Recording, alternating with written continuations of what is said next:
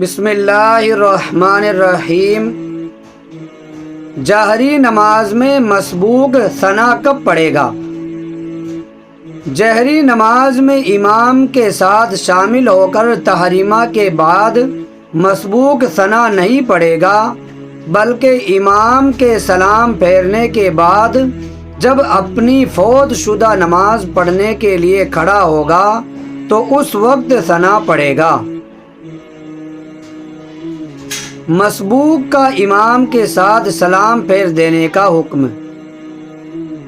اگر مسبوق شخص نے بھول سے سلام پھیر دیا تو اس کی 3 صورتیں ہیں۔ نمبر 1، امام سے پہلے سلام پھیرا۔ نمبر 2، امام کے بالکل ساتھ ساتھ سلام پھیرا۔ نمبر 3، امام کے بعد سلام پھیرا، جیسا کہ عام طور پر ہوتا ہے۔ تو ان میں پہلی اور دوسری صورت میں مسبوق پر سجدہ سہو واجب نہیں ہے، اور تیسری صورت میں واجب ہے، خواہ ایک طرف سلام پھیرا ہو یا دونوں طرف پھیر دیا ہو۔ مسبوق سجدہ سہو میں امام کے ساتھ رہے گا۔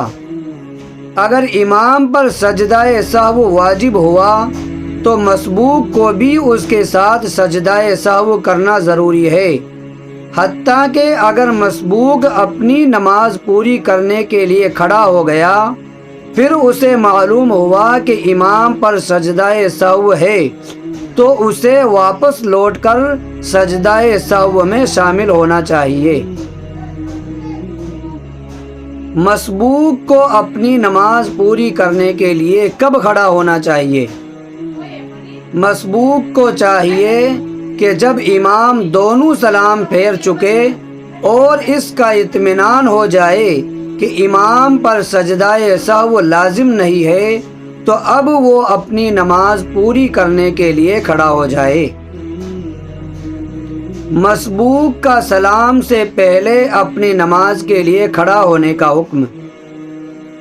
آخری قاعدے میں تشہد پڑھنے کے باقدر بیٹھنے سے پہلے مسبوق کا کھڑا ہونا کسی صورت میں جائز نہیں ہے، اور تشہد کے باقدر بیٹھنے کے بعد امام کے سلام سے پہلے کھڑے ہونے کی اجازت صرف عذر کی صورت میں ہو سکتی ہے، عام حالات میں اجازت نہیں، اور عذر درج ذیل ہو سکتے ہیں۔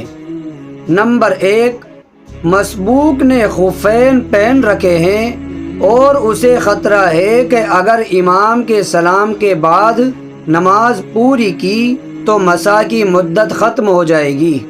نمبر 2، مسبوق معذور شرعی ہے اور اسے نماز کے وقت کے نکل جانے کا اندیشہ ہے۔ نمبر 3، جمعہ کی نماز میں عصر کے وقت کے داخل ہونے کا خطرہ ہے، یا فجر کی نماز میں سورج طلوع ہونے کا امکان ہے۔ نمبر 4، مسبوق کو اندیشہ ہے کہ امام کے سلام پھیرتے ہی ایسی بھیڑ ہوگی کہ اس کے لیے بعد میں اپنی نماز پوری کرنا مشکل ہو جائے گا، تو اس طرح کی اعذار کی وجہ سے وہ امام کے سلام پھیرنے سے پہلے بھی اپنی نماز پوری کرنے میں مشغول ہو سکتا ہے۔